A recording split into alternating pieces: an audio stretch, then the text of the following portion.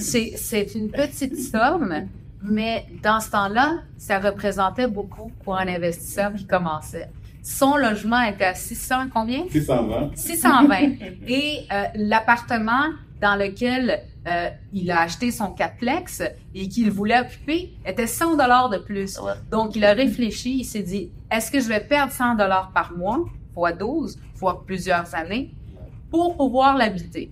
Donc, vous avez choisi dans ce temps-là l'investissement et non le confort pour pouvoir continuer à gravir dans votre cheminement immobilier. C'est ça.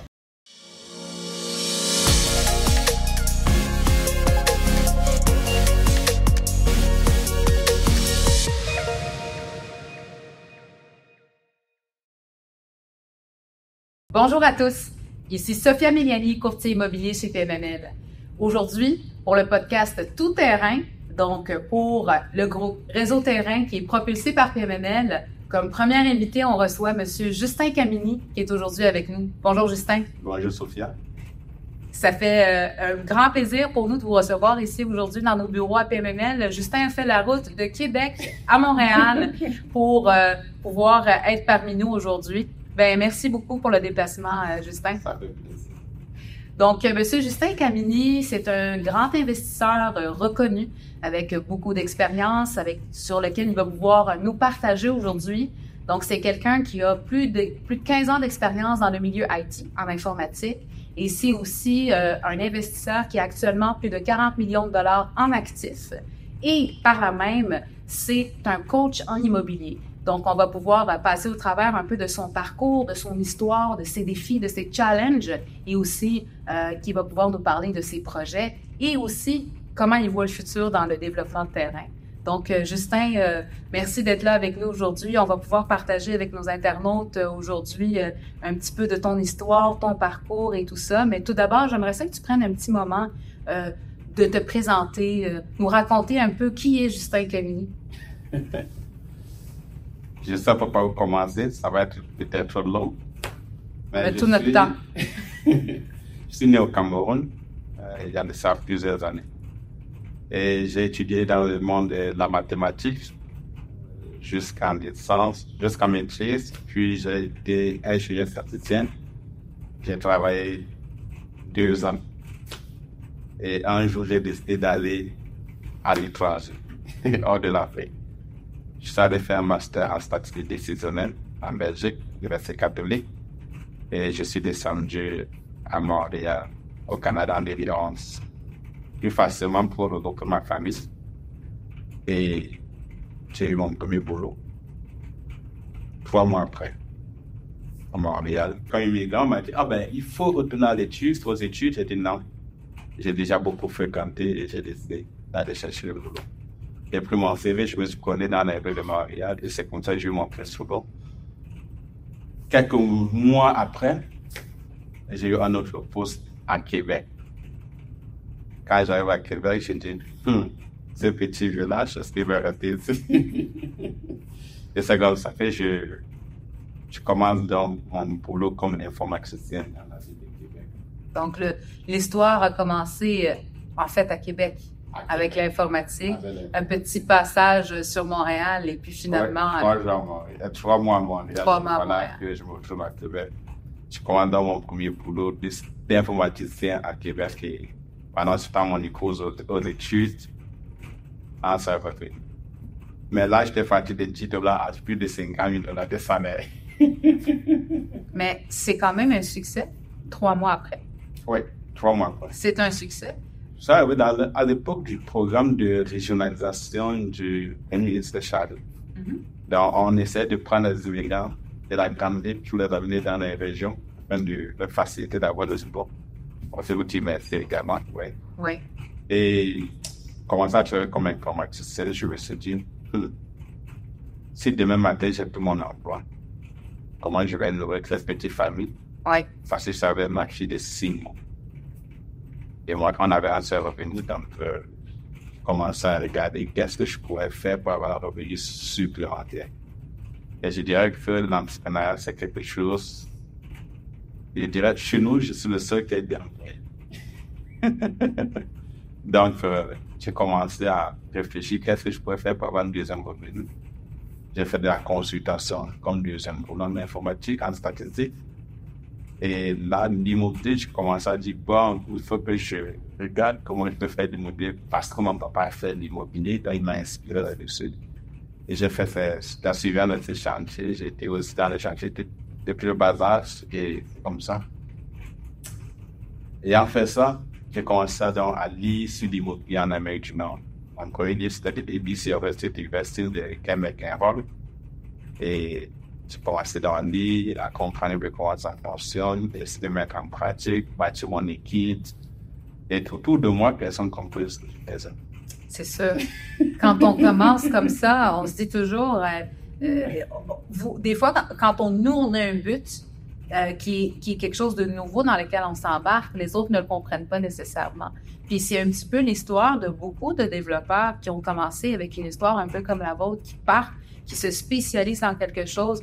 Là, on parle d'immobilier en général, mais il y en a qui commencent à faire uniquement un seul type d'actif, qui est comme nous autres, on parle dans notre podcast, le terrain.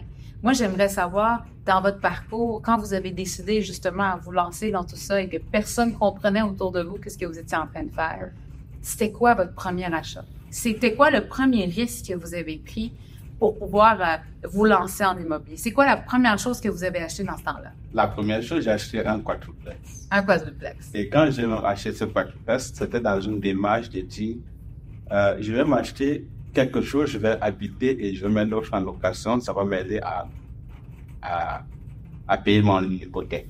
Ouais. Et je vais sortir de la location. Ouais. Sauf que quand je l'ai fait, là où je vivais comme locataire, je payais $120 de loyer. Le 4,5 dans mon cadre logement, j'étais à 720. Et j'ai dit, est-ce que je paye $100 pour aller vivre là-bas? Je peux rester en location. Écoutez bien ce qu'il vient de dire Justin ici. C'est une petite somme, mais dans ce temps-là, ça représentait beaucoup pour un investisseur qui commençait. Son logement était à 600 combien? 620. 620. Et l'appartement dans lequel il a acheté son quadruplex et qu'il voulait occuper était $100 de plus. Ouais. Donc, il a réfléchi, il s'est dit, est-ce que je vais perdre $100 par mois, fois 12, fois plusieurs années, pour pouvoir l'habiter? Donc, vous avez choisi dans ce temps-là l'investissement et non le confort pour pouvoir continuer à gravir dans votre cheminement en immobilier. C'est ça. Donc, vous avez commencé avec un quadruplex. Ensuite de ça, j'imagine que vous avez continué à acquérir d'autres propriétés au travers de tout ça avec des partenaires ou est-ce que vous avez toujours travaillé tout seul? Ça, c'est la grande question. Le chemin n'a pas été facile ni long, a été long, mais pas facile. Oui. Quand j'ai acheté le quadruplex, l'année qui suivait, j'ai acheté le quadruplex, j'ai noté en décembre 2014. Et en mars 2015, j'avais un deuxième triplex qui m'intéressait. Je n'avais pas beaucoup de fonds pour pouvoir mettre ma mise de fonds. J'ai eu un don de mon ami de 10 000. Et puis, quand on a envoyé le dossier chez l'assureur, il dit, ouais, vous venez d'acheter un quadruplex, on ne peut pas vous financer. Et en plus, vous prenez un don. Du coup, c'est tombé. Ça fait toujours un manque de connaissances. Parce que ce triplex, je l'ai acheté à 250 000, 300 000. Et aujourd'hui, le même triplex, c'est minimum 450 000 à la ville. La dernière fois, j'ai vu des robes d'évaluation. Ouais. 450 000. J'ai dit, OK, c'est parfait. Quelque chose à prendre le plus. Et moi, la même année, en avril 2015, je suis au boulot en train de travailler, on m'appelle. Ah, le locataire, Justin, il y a de l'eau qui soigne avec toi. Je dis, ah ouais. Elle dit, ah bon, c'est OK, c'est bon. Je sors de mon bureau, je cours, je viens voir. Ah, je vois de l'eau qui coule. Je dis, oh non, c'est pas ça. C'était ma première expérience. C'était rough. Ouais. Très rough. Pourquoi? Parce que je ne savais même pas qu'est-ce qu'il fallait faire. Le locataire dit, appelle l'assureur. J'appelle mon assureur. Elle dit, OK, monsieur Kameni, on va venir demain pour analyser la situation. Le matin à 9h, je débarque avec le monsieur de l'assurance. Il dit, regarde tout. Il dit, désolé, vous n'êtes pas couvert pour service qui vient de l'extérieur de la maison. Je percevais pas ce qu'il venait de me dire. C'est vrai qu'il y a un langage en immobilier. C'est tout un langage. C'est tout un langage à apprendre aussi. Ouais. Donc, ensuite de ça, l'histoire est partie un peu de là. Vous avez commencé à apprendre, comme on dit, sur le tas. Ouais. Vous avez appris avec les situations qui vous arrivaient. C'était vos situations qui vous ont formé en quelque part. Oui, j'avais la connaissance d'ivresse Ouais, et j'avais pas la connaissance du terrain. ouais, J'avais pas eu l'esprit de dire je vais aller me former ouais, avec le monde de ce milieu-là. ouais. Donc voilà, je me retrouve avec un dégât d'eau du toit. Pas de financement pour le faire. Mon cash que j'avais pour faire ma deuxième transaction a été mon premier cash pour pouvoir faire les travaux. J'appelle l'entrepreneur général qui avait fait des travaux. Il dit, moi, je fais mes tapas dégracés dans le toit. Des neiges. Je dis, donc on doit déneiger le toit. Donc, c'est... ça, c'est bon, ça. Puis, j'avance, je ne vais pas très trop dessus, j'avance. L'eau qui était là comme ça, puis le locataire me dit, mais Justin, il faut changer de plancher de sous-sol. Je dis, bon, je vais faire plaisir à mon locataire. Après trop de discussions, je dis, je vais faire plaisir, on va changer. J'envoie le doigt, je vois qu'il y a de l'eau sur le plancher. Alors, le toit vient d'être fait, le plancher, il faut aussi faire. Pas de couverture d'assurance. Je me lance dans une quête. Il faut que je poursuive l'entrepreneur général. Il faut que je poursuive le constructeur, le vendeur. J'envoie ma petite mise en demeure. Je me trompe d'adresse avant moyen. Ça revient me retrouver. C'est un ami qui dit, prends un avocat. Il dit, OK. Je raconte l'avocat, je parle de toutes mes émotions. La facture a-tu monté? Je sors de là, je n'avais pas encore reçu ma première facture. Quand j'ai reçu la première facture, c'est bon. 2 minutes, 1 minute 50, 3 minutes, 4 minutes, $5,000. Et là, j'étais dans... Finalement, tu t'es pas dit, j'aurais dû payer le gars de plancher. J'aurais dû vider mon sac au gars de plancher. On a fait, ça après 2 ans de stress, passer à travailler pour finir, on s'est entendu, tout a été réglé. Et un jour, quelqu'un me dit, s'il fallait refaire, est-ce que je te refais encore? Je dis, oui. Ouais. Là, c'est le mental. Parce que j'avais lu beaucoup sur le mental et ça m'a permis de passer à travers tous ces défis. Et je dirais aussi que mon premier bien immobilier, je voulais acheter. Je m'en vais chez le vendeur, chez le banquier pour le financement. C'est le même jour qu'on me ramène ma lettre de famille. On me met à pied. Donc, le jour où vous avez reçu votre lettre de financement. Non, le jour où je partais rencontrer le banquier. OK, pour votre financement. Pour mon financement, c'est le même jour que mon employeur me dit, on va mettre ça à votre contrat de travail. Donc, en plein lancement dans votre rêve d'immobilier, puis sur votre premier achat ou votre deuxième, cela? Le tout premier. Le tout premier. Avant même que j'achète le premier que je viens de décider, le cadeau. Très bien. Donc, votre tout premier, en même temps que vous étiez parti pour rencontrer votre banque pour le financement, vous étiez en même temps congédié par votre employeur. Congédié par mon employeur. C'est toute une histoire, hein? mais voyez, moi, ce que j'aime dans tout ça, puis dans ce que j'entends ici, de ce que raconte Justin, c'est malgré tous les aléas et toutes les embûches et les défis, continuait, là, il allait à ses rendez-vous. Il continuait parce que lui, il avait un but. Et son but, moi, j'aimerais bien entendre la suite. Comment, à un moment donné, avec toutes ces choses-là qui sont arrivées dans ton parcours au début, c'est quand tu as compris que c'est beau, c'est ça, that's the game. That's the game en immobilier. Ça fait partie du jeu, ces choses-là. Ouais. Je te dirais que quand je suis passé à travers ces gros défis juridiques dont je racontais tantôt, je suis sorti de là, j'ai acheté un 6 logements. Et là, vous avez compris que finalement, le 6 logements était financé au commercial et non au personnel. Je te raconte une histoire de ce 6 logements. Oui, vas-y. J'avais pour tout 70 000 $ dans mon compte que je venais d'avoir de mon jugement. Oui. J'ai une promesse d'achat acceptée. Le vendeur me dit, Justin, ça prend un compte de 10 000 $. Sinon, je te vends pas. Oui. OK. Je donne 10 000 $. Je vais acheter, je donne 10 000 $ d'acompte. Non, tout ça. J'arrive voir le banquier pour le financement. Le banquier lui dit, mais monsieur Kameli, vous allez prendre l'argent pour acheter. Je sors de son bureau et je m'en vais. Je m'en vais commencer à regarder mes amis. Est-ce qu'ils peuvent me donner un peu d'argent pour que je fasse ce financement? Et pour finir, j'ai un ami qui dit, OK, il me donne d'avance 54. Voilà, je suis parti de 70 à 124. Je fais mon dossier de finance. Et j'avais une balance de vente du vendeur. Ma toute première balance de vente dans la ville. Je sors de là et puis on envoie la SHL. Le dossier ne fonctionne pas à la SHL. Là, il faut 25%.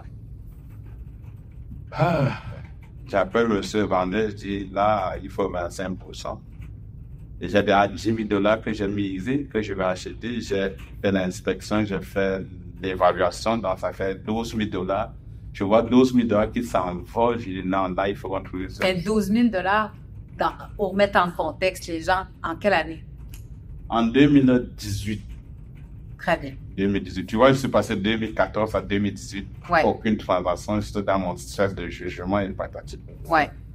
Et voilà que dans ma deuxième transaction.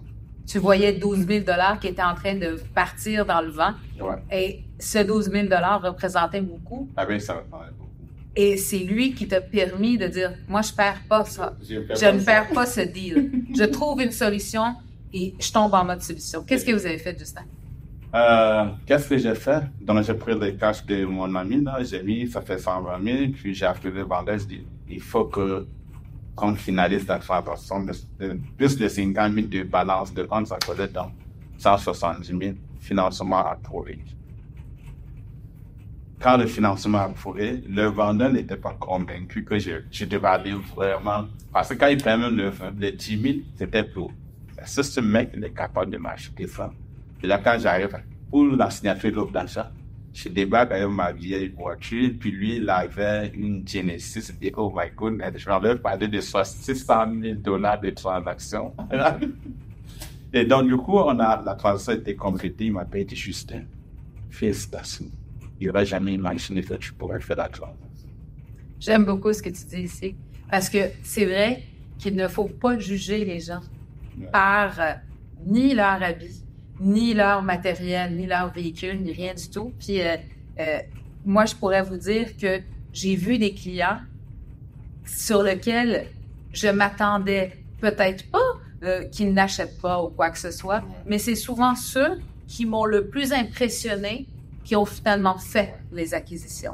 Et ceux sur lesquels on croit pouvoir faire une transaction parce qu'ils ont soit plusieurs actifs ou plusieurs liquidités. Tu sais, on sait qu'ils viennent de refinancer un immeuble ou qu'ils viennent de refinancer un projet.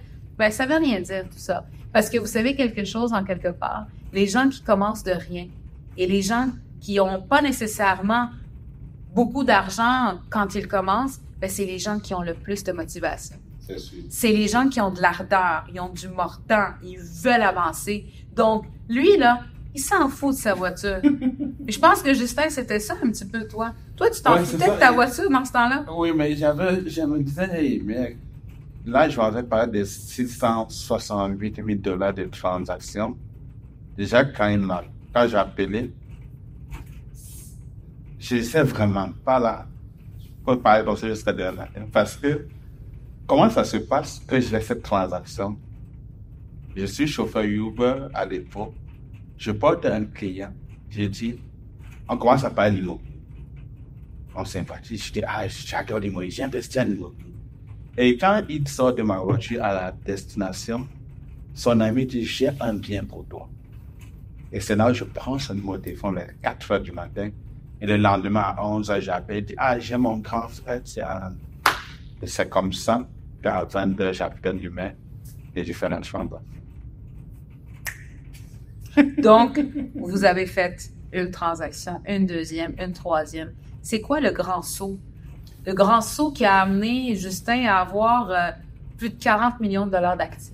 Comment ça s'est fait, cette partie-là? Comment vous êtes monté d'un seul coup? Parce que c'est quand même un parcours qui a du succès, mais qui est court quand même. Ouais, ça a du succès, c'est court. Parce que je regarde très loin. Et souvent, ça sort du fond de moi. Je veux faire ça. Sans savoir comment je vais y arriver, mais je sais bien y arriver. Je me rappelle, dans la même année, déjà chez les 6 là, je suis allé au Nouveau-Brunswick pour laisser mon neveu et j'achète le bien immobilier où il devait être locataire. Et j'ai mis quelques pièces de pièces de fonds. Après ça, en 2019, j'achète un autre immeuble au Nouveau-Brunswick. J'ai un autre achat sur un 5 logements à Québec. Et je m'en vais pour visiter le 5 logements. Je vois une pancarte de l'immeuble voisin. Une vieille maison à vendre. Oui. Donc, terrain à vendre. Je prends le numéro de téléphone. Je filme ma visite. J'appelle le monsieur. Il me dit, ah oui, j'ai une offre d'achat dessus. Appelez-moi mercredi. J'appelle le mercredi. Oh, ben, appelez-moi lundi. J'appelle le lundi. Il dit, venez me voir. Je viens le voir et puis il me dit, oh, c'est qui? Aidez-moi, je suis un investisseur immobilier et je suis vraiment intéressé dans le terrain. Tu as dit que tu as une offre d'achat. Il t'a offert combien? Il faut que tu sois honnête avec moi parce que je vais te donner 10 000 de plus. Il m'a donné 230 000. J'ai dit, OK, je donne 240 à condition que je signe maintenant. Donc ça, c'était avec le vendeur? Oui, avec le vendeur. Et là, on fait le papier, puis il signe, je sors. J'ai plus d'argent dans mon compte bancaire. Mais je signe une offre d'achat. Donc, je sors de là. Je ne sais pas ce que je vais faire. Je n'ai pas d'argent dans mon compte pour la mise de fonds. Et c'est une maison. Donc, dans le fond, vous avez, en quelque part, risqué à mettre plus cher que les autres dans cette propriété-là, sans savoir si ça valait. Si ça valait ou ce que je devais me faire avec. J'aime ça.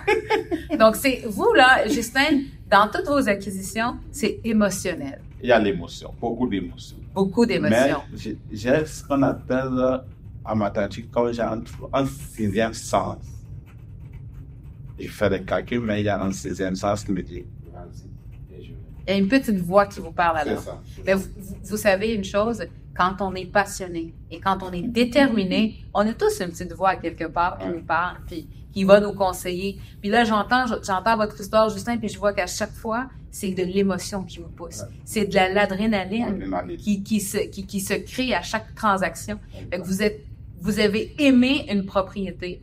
Vous avez offert plus que les autres offraient uniquement parce que vous la vouliez. Oui, vas-y. Ensuite? Et puis, donc, là, j'ai pas d'argent. Et je viens juste de compléter mon cours chez ImmoFacile sur l'immobilier. Je vais sur le groupe. OK, j'ai une offre d'achat acceptée et j'ai 2 offres d'achat acceptées parce qu'il y a l'offre d'achat acceptée sur la maison voisine. De ça, je veux des partenaires. Parfait. Il y a une personne qui lève son doigt. Je vais être partenaire. Une deuxième personne, je vais être partenaire. OK. Et là, maintenant, je commençais à voir. J'étais dans un zonage Airbnb. J'étais en face de l'hôpital Jésus à Québec. Ouais. J'avais le futur chambre qui devait passer. J'ai utilisé ça comme pitch, pour pitcher à tout. Oui, pour propulser le produit, en fait. Exact. Et du coup, ils ont 2 embarqué. Et quand ils ont embarqué, ils sont allés visiter le premier des 5 logements. Ils sont sortis là, ils disent, ah ben, oublie ça.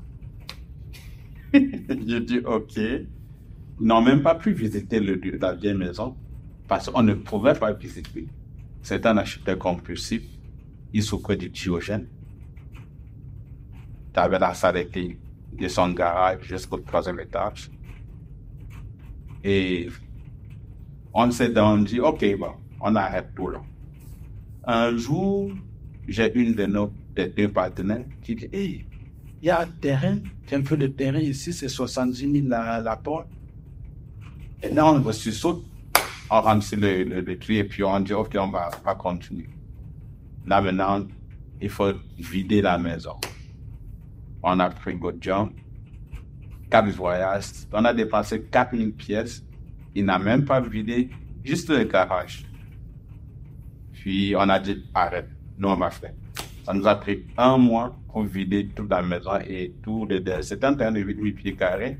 Là, je commençais à voir, OK, là, on peut faire avec le voisin 16 logements.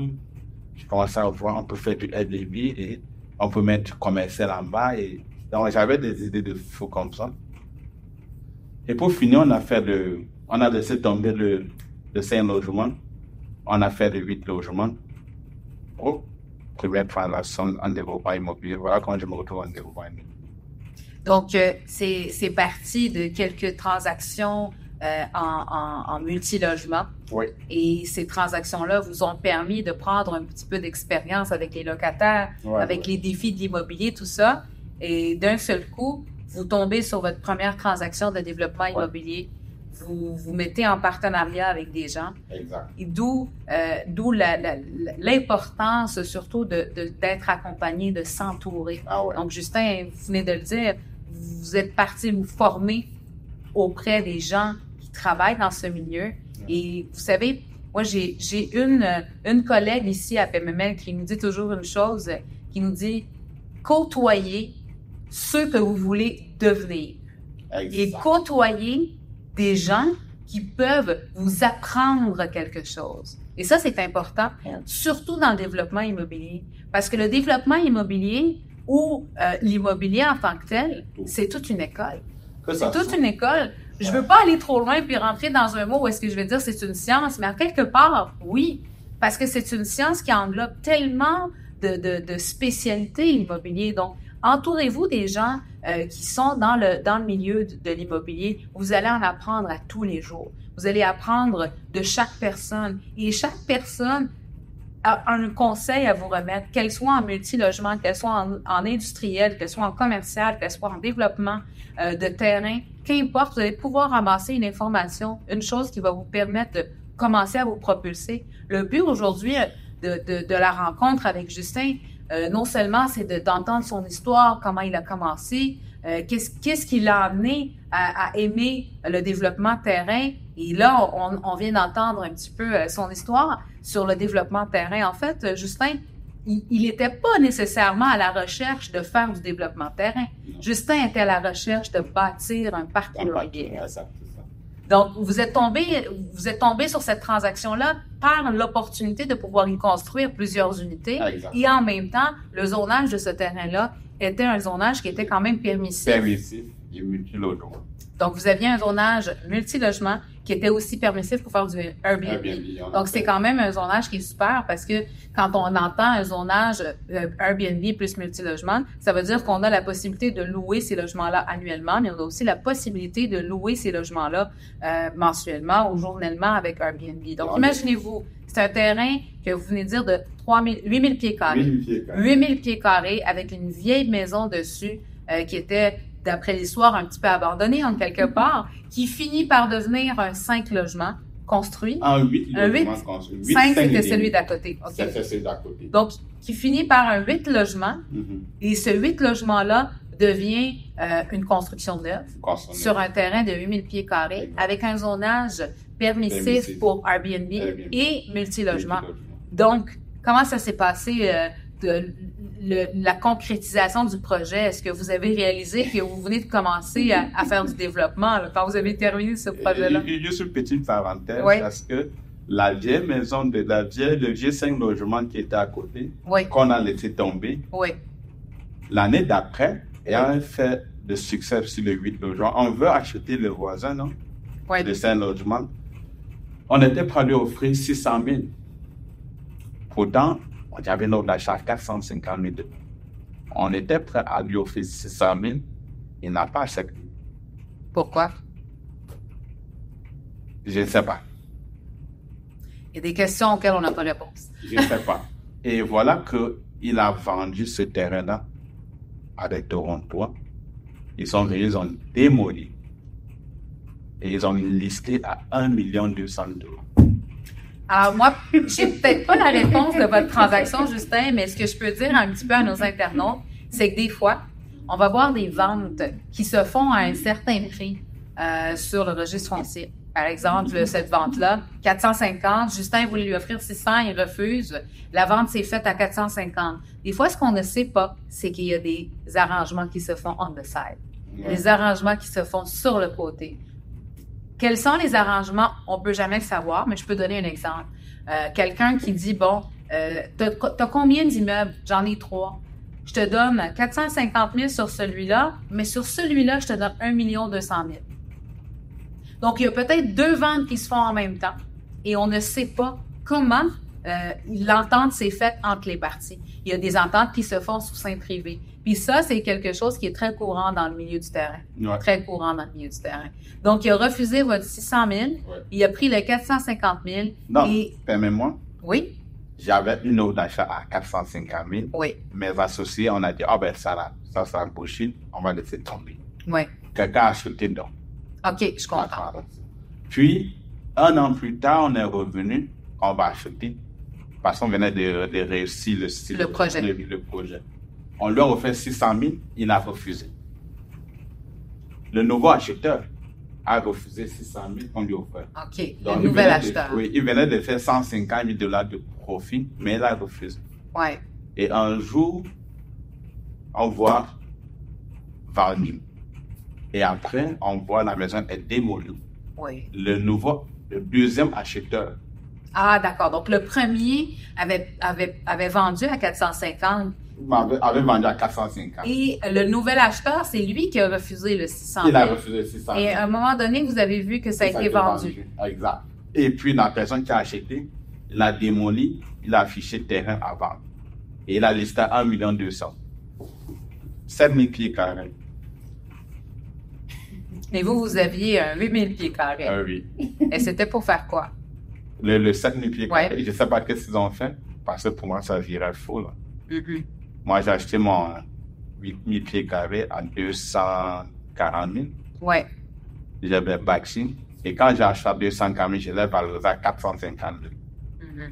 Et j'ai utilisé des différentiels pour ma mise de fonds pour bâtir. Et c'est là que j'ai appris comment je peux utiliser l'équité sur le terrain pour bâtir.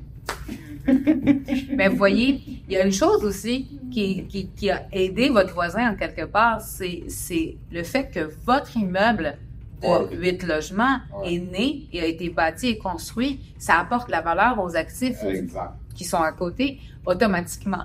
Donc, vous avez fait emmener la valeur de 450 à 600. C'est vous qui avez créé ce 150 000 de profit que votre voisin a refusé. C'est vous qui l'avez créé. Ensuite de ça, lui, il a refusé de prendre ce 600 000 parce qu'il visait encore plus haut. Il visait plus haut.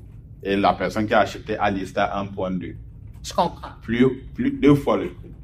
Est-ce que ça a été vendu finalement? Je ne sais pas, parce que là, ça m'intéresse. Les chiffres commençaient à se faire. Ça virait fou, là. Ouais. Et tu vois que, initialement, je suis partage mes émotions, comme on dit. Ouais. Et ma petite voix. Voilà que, si on m'avait suivi, on aurait gagné les 150 000 de plus qu'on devait faire. Et puis, vous auriez gagné les 150 000 de plus que vous deviez faire. Ouais. Et vous auriez eu finalement 2 immeubles sur la même rue. Exact. Qui seraient contigus, côte à côte. Et si le zonage aurait peut-être changé d'ici là, vous auriez eu 15 000 pieds carrés pour pouvoir faire un semi-commercial avec peut-être 4-5 étages, des commerces en bas, du Airbnb en haut. Oui, non commun, parce que la loi a changé à la ville de Québec, qui aujourd'hui dit que tu n'as plus obligation d'avoir stationnement. Très bien. Pour tous les immeubles qui se trouvent dans les grands axes, dont il y a les métrobus. Oui, mais dans ce temps-là, quand vous aviez acheté, ça aurait pu être un projet qui aurait été encore plus gros si vous auriez acheté les 2. Et si on avait l'expertise de savoir, voici déjà de bons projets qu'on pouvait faire. Mm-hmm. Parce que moi, j'avais juste dit, OK, on va mettre du commerce en bas, on va mettre des appartements. Oui. Mais, comme ce que je disais, personne ne comprenait. Et est-ce qu'on avait aussi les moyens pour pouvoir faire? Est-ce qu'on avait la connaissance pour pouvoir le faire? Oui. Et je dis toujours, je pourrais vous dire ma pire erreur, j'ai fait en immobilier. Bien sûr. C'est quoi la pire erreur de Justin Camillier en immobilier? C'est de ne pas me former avant de commencer. Oui, ça c'est une chose importante que tu dis parce que c'est vrai. Ne pas se former avant de commencer. Parce que c'est sûr et certain que quand on se lance dans un marché comme celui-là, c'est quand même des grosses sommes d'argent qu'on investit. Mais c'est pas non seulement les grosses sommes d'argent qu'on investit qu'on met en risque. Moi, j'ai un client qui me dit tout le temps, il dit, Sophia, c'est quoi les deals que j'ai manqués?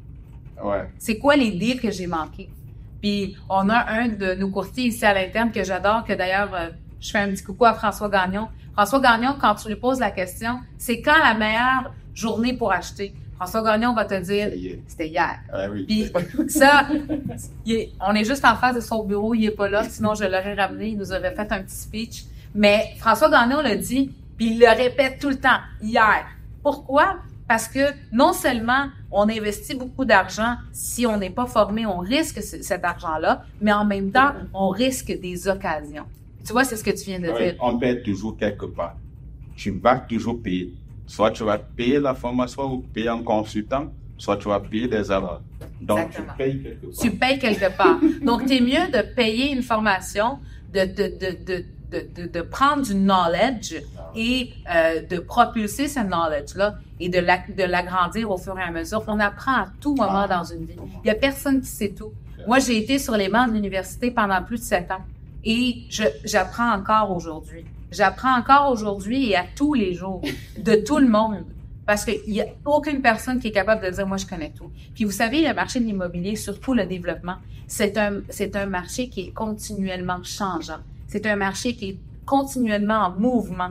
Donc, quelqu'un qui veut rentrer dans l'immobilier de développement de terrain, c'est tellement important que si quelqu'un le fasse, puisse être capable de sortir de sa zone de confort. Pourquoi? Parce que c'est un milieu où est-ce qu'on va tout le temps être en apprentissage puis en continuel changement. Dans le développement de terrain, moi, Justin, ce que j'aimerais entendre un petit peu de ton expérience, c'est quoi le plus gros projet aujourd'hui que tu peux être fier en développement de terrain? Parle-nous de ton plus grand projet. Tous mes projets ont été toujours des défis. Des défis, oui. Il y a aucune transaction facile. Aucune. Ni la plus petite, ni la plus grande. Ni la plus petite, parce qu'à chaque fois qu'on monte, c'est un autre niveau. C'est comme une échelle, hein. Ouais. À chaque fois qu'on fait une transaction, c'est toujours elle est plus rough que la précédente. C'est toujours comme ça.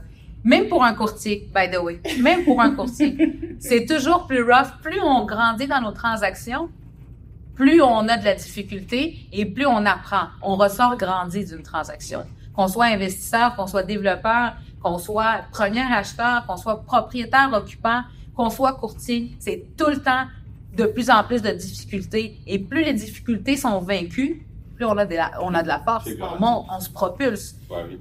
Alors, Justin, parle-nous un peu de ton plus grand projet à ce jour.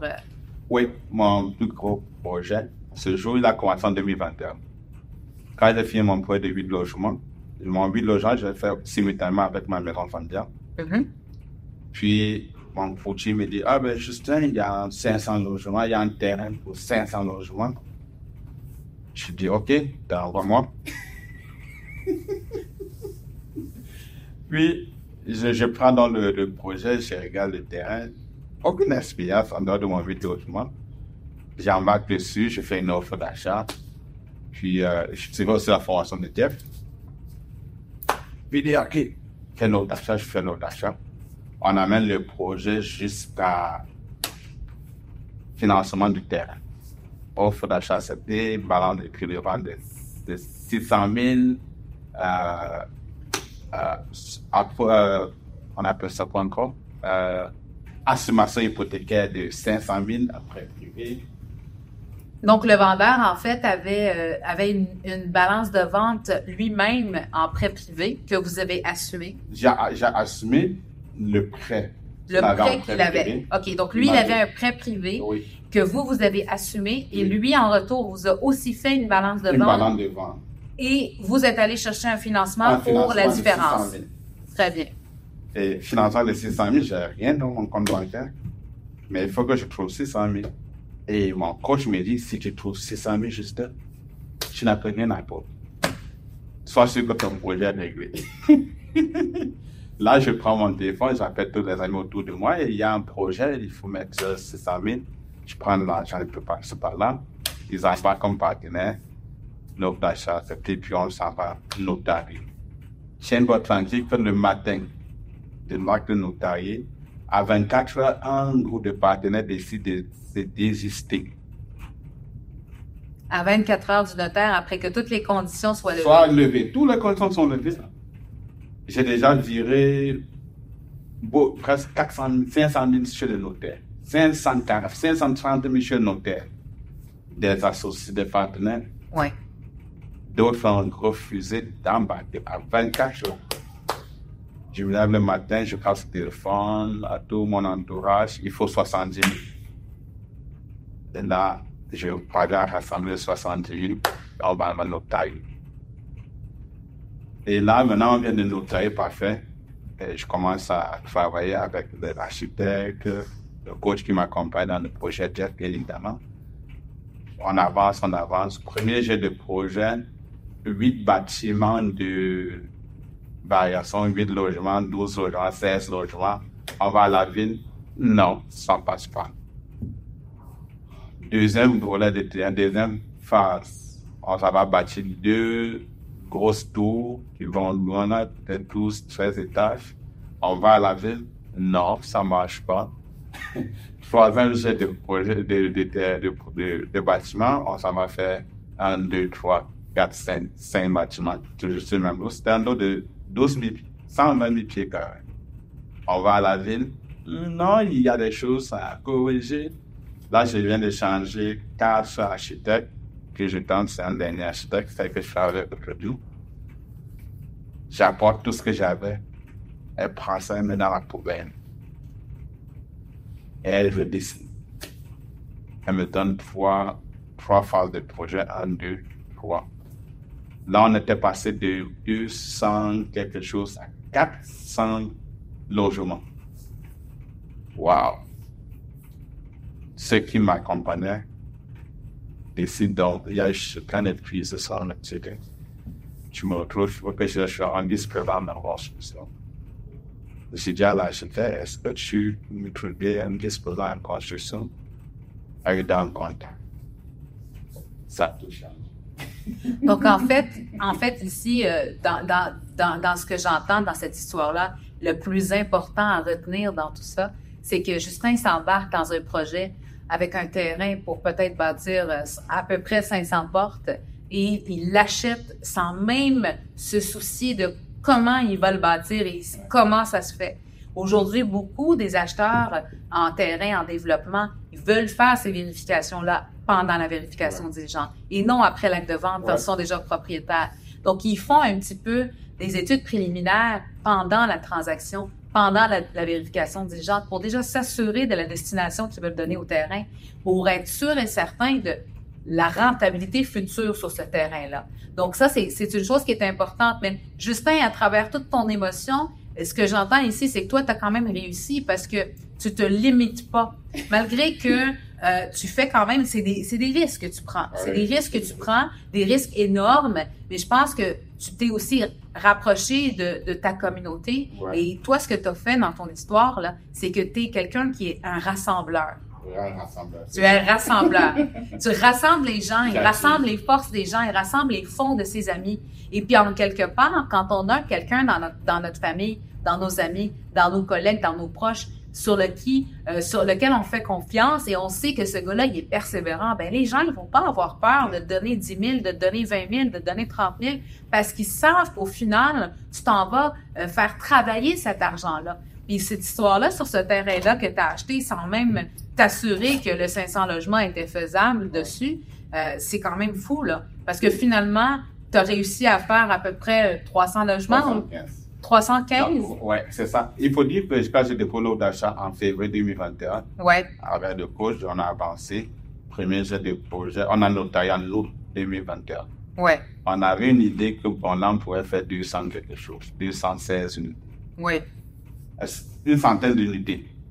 Une centaine d'unités. Une centaine. Ouais. Ben, le projet a avancé. On a eu des variations de 263, 275, 378, 400 logements. Puis, quand on a eu le consultant, on a commencé à dire, OK, ben là, il faut qu'on se rassure que la pénétration du marché, on va faire des études de faisabilité, toutes ces études, de ça avec ma ville, et puis on a acheté, on a finalisé le projet, on a permis à 315 unités. Par exemple, regarde la capacité d'absorption du marché, qu'est-ce qui se passe autour. Tous ces éléments ont été par le consultant. Et je profite encore pour dire que, parce que j'ai mis cet instant un programme de coaching, j'ai trouvé un partenaire qui allait m'apporter beaucoup de fonds pour que je sorte du prêteur privé, pour que le commentaire soit aujourd'hui libre du côté. Tu vois?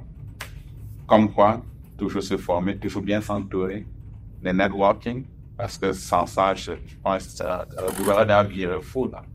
Mais c'est sûr, parce qu'en quelque part, quand on s'entoure des gens comme nous, des gens formés, des gens professionnels, des gens du milieu, ben, en quelque part, ils comprennent un petit peu ce qu'on fait. Ils comprennent nos défis, ils comprennent nos challenges, puis nos peurs, et puis ils peuvent nous apporter de l'expertise, du partenariat. Ouais. Donc, toi, tes conseils, Justin, pour les gens qui veulent commencer en développement immobilier, le premier conseil que tu donnerais à quelqu'un, c'est quoi? D'aller apprendre comment. D'aller se former, d'apprendre. Ça, c'est non négociable. Non négociable. Non négociable. Je suis parfaitement d'accord. Je suis parfaitement d'accord. Puis moi, je dis aussi une chose, c'est quand on travaille dans le développement, moi, je dis toujours, ayez pas peur du développement. Parce que souvent, le développement, oui, il a l'air plus compliqué, mais en réalité, c'est pas plus compliqué que c'est d'acheter un immeuble. Puis au final, on se ramasse avec un projet neuf, une construction neuve, qui se finance finalement mieux, avec une meilleure valeur, qui garde sa valeur sur le long terme, qui continue d'augmenter. N'oublions pas aussi que les premiers 5 ans, on a le droit aussi d'augmenter nos loyers. Donc, on a vraiment beaucoup de facilité dans un marché grandissant. Avec l'excessive demande et manque de logements qu'on a actuellement à travers la province du Québec, on s'en va vers les années à venir en ce moment où est-ce qu'on va devoir tout le monde s'y pencher. Actuellement, on a beaucoup des grands développeurs de la province du Québec, les big players, qui sont en train de propulser et de continuer à développer des centaines et des centaines de portes. Mais je pense aussi que monsieur, madame, tout le monde qui font de l'investissement immobilier à petite, moyenne échelle devraient commencer aussi à se concentrer sur le développement de terrain. Parce que le terrain, c'est comme des diamants. C'est quelque chose qui s'en va de plus en plus rare. Très rare. Très rare. Tu génères le plus d'équité rapidement. Exactement. Par exemple, ce terrain, on l'a acheté à 1,5. Là, on a fait à 8 millions en 3 ans. En 3 ans. En 3 ans. Vous imaginez? Tantôt, on était en train de parler d'un 5 logements qui a pris 150 000 $ en à peu près 1 an et demi, 2 ans, parce que Justin venait de bâtir un 8 à côté. Ouais. Là, on parle d'un terrain qui passe de 1,5 million de dollars à 8 millions de dollars juste en combien? 3 ans. 3 ans, oui. 3 ans. Donc, imaginez-vous. Pensez-vous vraiment que c'est possible de faire ça avec tous les types d'actifs? Pas nécessairement. Par contre, ce qui est important, c'est de diversifier ses actifs. Diversifier. Parce que vous savez, l'immobilier, c'est un cycle aussi. C'est un cycle où est-ce que c'est comme une mode. À un certain moment, il y a un type d'actif où est-ce qu'on a plus de facilité à travailler parce que soit il y a des programmes gouvernementaux, des subventions ou un financement qui est plus allégé. Mais la roue, elle tourne, là. Là, on vient de passer en 2023 où est-ce que ça a été l'année la plus difficile pour financer du multilogement. Très difficile. Ça a été une année difficile. Puis moi, je suis avec beaucoup de mes clients que je vois. Moi, je me spécialise dans le terrain. Moi, je fais juste ça, du terrain. À 90% de mon pipeline, je fais des transactions de terrain. Et je vous dirais que beaucoup de clients qui ont uniquement du multilogement, je les ai rencontrés en 2023. Parce que avant ça, c'était juste des gens qui faisaient du terrain. C'est un petit monde, le terrain. De plus en plus de gens s'intéressent au terrain. Puis de plus en plus de gens commencent à comprendre les opportunités de terrain. Des fois, on voit une petite maison abandonnée dans un quartier, puis elle est pas belle. Ben, vous savez quoi? Moi, j'ai un de mes clients, en 2022, il a acheté une maison unifamiliale pour faire un flip immobilier. Puis c'était une mode, là, il y a quelques années. Là, ça fait un petit bout, on les voit plus depuis un an et demi. On voit moins de flippeux.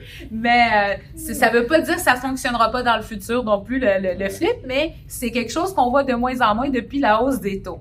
Fait que dans le fond, la personne avait acheté une maison unifamiliale qui était un petit peu scrappée, abandonnée. Puis lui, il voyait l'opportunité de faire un flip immobilier. Il est venu me voir, puis il dit, Sophia, il dit, si je la rénove, est-ce combien que je vais pouvoir la vendre? Écoute, je dis, moi, je peux pas t'aider, malgré que j'ai mes licences résidentielles, je ne fais pas de l'immobilier résidentiel.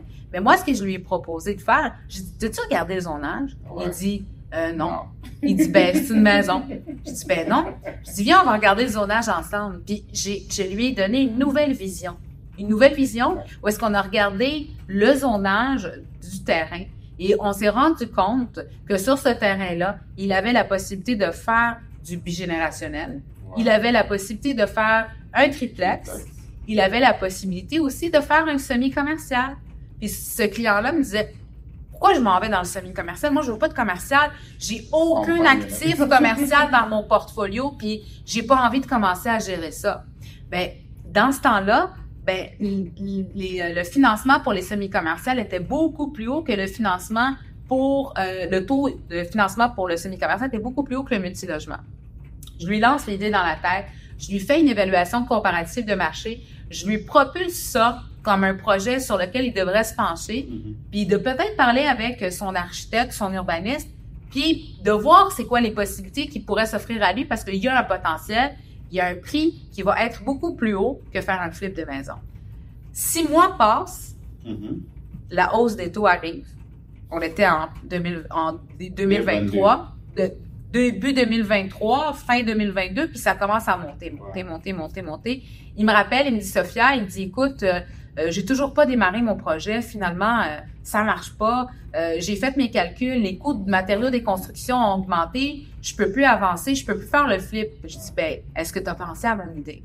Et là, qu'est-ce qui arrive? On arrive vers un taux de financement pour les semi-commerciales qui se rapproche du taux du commercial et la personne regarde le projet. Et finalement, vous savez ce qu'il a fait? Non. Il est allé chercher un partenaire. Ils ont construit le semi-commercial et l'ont gardé. Puis, je sais qu'il est super content aujourd'hui parce qu'il est parti d'une idée de faire un flip d'une maison parce qu'il faisait juste ça, des flips de maison. Mais souvent, quand vous achetez une propriété, même si vous faites une acquisition multi-logement ou une acquisition commerciale, pensez à regarder le zonage, pensez à demain, pensez à cette propriété-là aujourd'hui. Peut-être qu'elle est cash flow positive dans 5 ans, dans 10 ans. Qu'est-ce que je peux faire avec? Au moment de la revente de cette propriété-là, quelles sont mes options? Quels sont les potentiels de la propriété? Puis c'est ça, le terrain. C'est le potentiel. C'est le futur de la propriété. Il y a des propriétés qui sont pas optimisées aussi. Il faut oublier de regarder juste les revenus, puis le TGA, le MRP, le MRN, combien de fois les revenus, la propriété. Regardez le zonage de chaque propriété que vous achetez. Parce que peut-être qu'aujourd'hui, cette propriété-là, elle a un 12 logements qui vous intéresse, où est-ce que les revenus sont bons, la situation géographique est parfaite pour vous, puis vous regardez, il y a une grosse cour en arrière, il y a 4 stationnements. Qu'est-ce qui se passe là? On regarde le zonage, on voit que le zonage est permissif, on peut peut-être ajouter plus d'unités. Moi, j'ai un de mes clients qui récemment a fait une transformation comme ça à Saint-Jérôme. Ouais. Il a acheté un 5 logements. Et ce 5 logements-là avait un très gros terrain sur le côté. Qu'est-ce qu'il a fait? Il a bâti un autre immeuble qu'il a collé. L'immeuble aujourd'hui, c'est un 13 unités. Voilà. C'est ce que je fais présentement. J'appelle ça la densification. Oui. Mon 6 logements que j'ai acheté en 2018, oui. J'avais un terrain en arrière. Je suis en train de faire un 6 logements collé, ça devient 12. Exactement. Mon 4 logements que j'ai acheté en 2020, plein Covid, je suis en train de convertir en 12 logements. Oui. Et un autre 4 logements que j'ai acheté en 2020 aussi, je convertis en 8 logements. Donc, j'ai pris mon parc, tout ce que j'avais, je l'ai densifié au maximum. Exactement. Et je dis toujours aussi aux gens, aujourd'hui, on n'achète plus juste un bien immobilier. On réalise un projet immobilier. Exactement.